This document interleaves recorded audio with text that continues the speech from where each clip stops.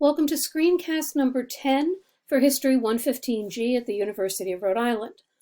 This brief screencast will offer an overview of the emergence of new sexual categories, emphasizing trans people, and it's intended to help contextualize this week's assigned material. To start off, part of the historical experience is the assumption that people are physically sexed and culturally gendered. But as we already know, not all bodies are clearly male or female, not all people embrace one of those identities throughout their lives, and plenty do and have and can move back and forth. The relatively recent rise of trans as a category of identity has been mediated very much by technological and political possibilities. There's also, of course, a much longer history of gender nonconformity and of people historically choosing or moving between genders. And the title of today's screencast, New Sexual Identities, is meant to suggest two primary things. First, that an apparently recent or brand new identity category can actually be built on much older ideas. And secondly, today's class will also demonstrate some of the ways in which we've seen as different categories of sexed and gendered bodies. Intersex, for example, as something that is different from homo, hetero, or bisexual, that is different from trans, different from gender fluid. That these have been viewed as more of a continuum or as alike or overlapping in past societies. Sometimes this will strike us as being very similar to contemporary conceptions, and other times and places it will look very different indeed. So, to remind you of some things we covered earlier in the semester, back in the long 18th century, we looked at a little bit at how non-conforming bodies were treated and understood. And this is very much an historical question. It tells us about how people at various time periods made sense of the world around them, through religion, through science, through a whole host of other things. What explanations seemed natural to them? What kinds of social norms were enforced? As I said earlier, in both medical and popular perceptions, things that we might nowadays separate historically into different categories were often seen as intertwined, especially prior to the 20th century. Take as an example cross-dressing. Historically, people may have dressed as a member of the quote-unquote other sex, most often women dressing as men, for a whole bunch of different reasons. It could be economic opportunities, or freedom to travel, or sexual desire, and we would generally see this as a different historical phenomenon than someone changing their internal gender designation or identity. And we would see both of these as different than a person being born with or identified as having an intersex condition. But at points in the past, these sorts of things were often merged together, and part of the process of modernization is seeing them get separated and labeled in different ways. So to, again, go back to some older material to just refresh your memory briefly. Early modern people often relied on a religiously based belief system about cases of sex or gender change or ambiguity. And by contrast, by the time of the early American colonies and then early republic, what really governed decisions or concerns about people's quote-unquote real sex or gender was social relations and political rights. And we see this in different ways in the examples of the 1620s Virginia servant Thomas or Thomasine Hall, who was ordered by a Virginia court to wear both a man's breeches and a woman's apron and cap. And in the next century, the far more privileged colonial official Lord Cornbury, because apparently being an English aristocrat gave you room to dress in homage to the Queen, to experiment a little bit more in one's life, and to get away with it. And over 100 years later, of course, again, this is from earlier in the semester, Connecticut resident Levi Sudom was repeatedly scrutinized as to what their quote-unquote correct gender was. And this is largely true because if Levi were male, he had the power to cast a determining vote in a local election, and if female, she did not. You might remember that the 19th century experts involved in this case, who were called in over and over and over again to interview Levi, ask them questions, scrutinize their body, and so on, they did not distinguish between what we might call sex or gender. They also didn't distinguish between anatomical specifics, what did the person's body look like, and cultural ones. So in determining Sudam's gender, the fact that they were fond of quilting was just as, if not more important, than what their actual physiology was. We don't know historically whether Sudam was eventually defined as male or female, whether they kept or lost the right to vote, but we can imagine that those things mattered very, very deeply to this person. Whatever the outcome, these stories convey the political weight our culture places on ascertaining a person's correct sex or gender, and also the deep confusion that arises when that often cannot be established.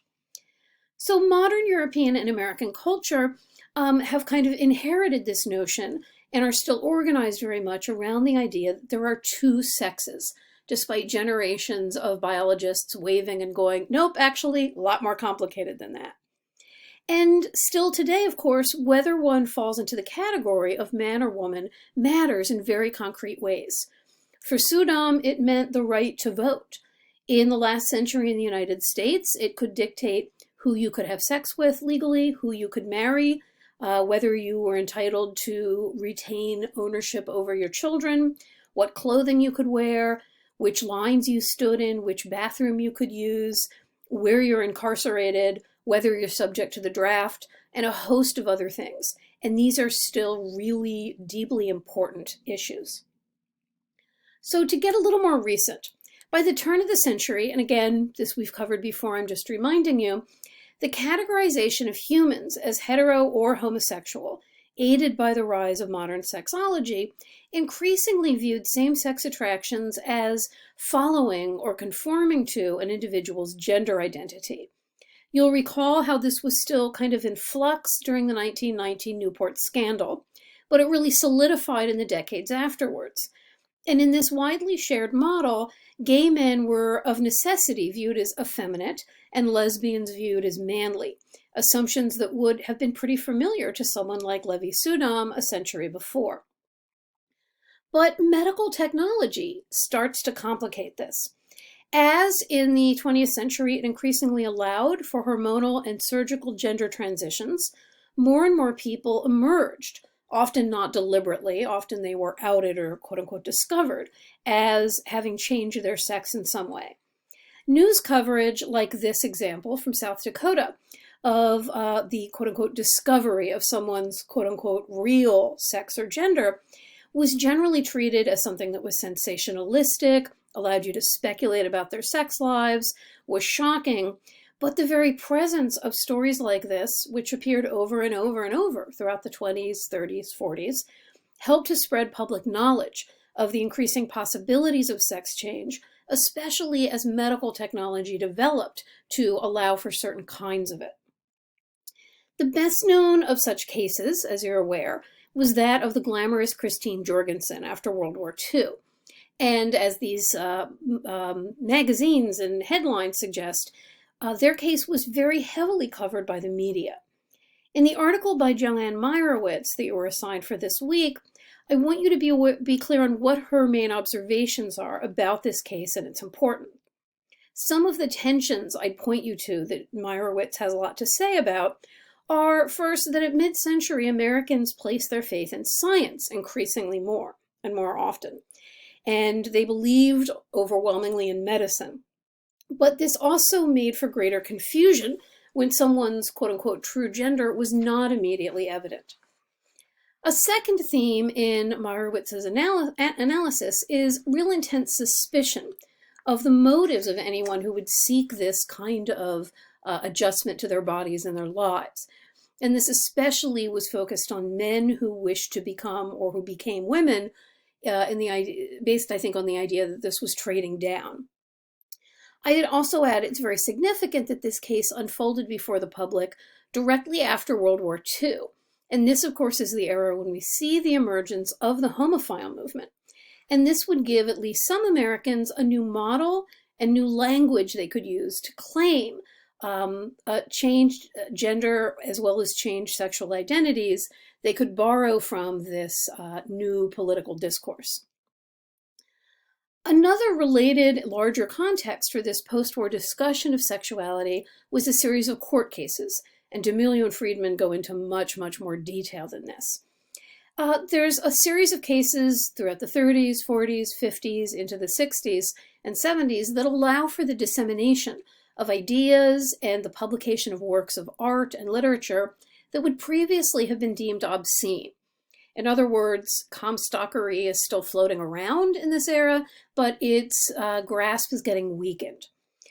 So you see things like trials over quote-unquote obscene novels that deem them acceptable, the extension of access to birth control through a series of court cases, first to married couples, then to unmarried adults, and then to single younger people. These sorts of decisions, along with related ones that struck down bans on interracial marriage, all had one thing in common.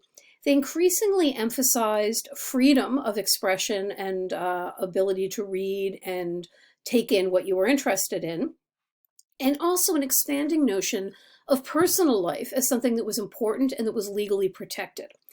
In other words, that one's sexuality, one's pleasures, could be part of the famous pursuit of happiness outlined in the founding documents. Overall, this period, mid and later 20th century, saw the rise of sexual identity as an important category of personal freedom. And this opens up the debate about expression of your sexuality as a civil liberty or a civil right that is entitled to protection. So as we know, the later decades in this period, especially the 60s and 70s, also saw increasing visibility of and political activism by a host of people claiming new sexual identities. First as gay and lesbian, as bisexual, later as people with AIDS, as queer, etc., etc. More recently, in ever-growing numbers, people are claiming an identity as transgender. And I want to remind you here that trans and cross-dressing people, however they might have defined themselves, were central to the activism you saw at Compton's cafeteria riot in this week's documentary, as well as at Stonewall and in other activist moments for gay liberation. The 1971 document you were assigned on transvestite and transsexual liberation fits right in this context, with the authors declaring themselves as a group who shares in the oppression faced by gay Americans, but who also assert their own identity as a separate category with a long history. And like other groups you read about, their calls for change included new legal and medical rights. More recently, as this seemingly new, but not actually that new, category of trans emerges in pop culture, politics, sports, you name it, it's clear that this modern category of a trans person was made in part possible by medical techniques, but nowadays an increasing number of people who identify as trans refuse at least some surgery. They argue that being male or female, feeling male or female, shouldn't be dependent on their genitals. Why not be someone who is a woman but has a penis? Why not be a man with a clitoris? And I would argue this is a part of the broadening of movements for sexual diversity, hence new identities. And this so going beyond GLBT acronym to encompass newer identity categories that we still see taking shape around us, such as asexual or demisexual. I would add that the emergence and insistence on at least some greater room for gender fluidity has also, of course, been greeted by intense political backlash, efforts to regulate the lives of trans people. This includes their ability to access public space and basic necessities, such as economic opportunities or healthcare. And one very noticeable contemporary reaction to the increasing visibility of trans people is the appearance, just in the last couple years, an increase of so-called bathroom bills. Local and state level laws restricting people to using the public restrooms that match the gender they were assigned at birth, even if that doesn't comport with who they are now.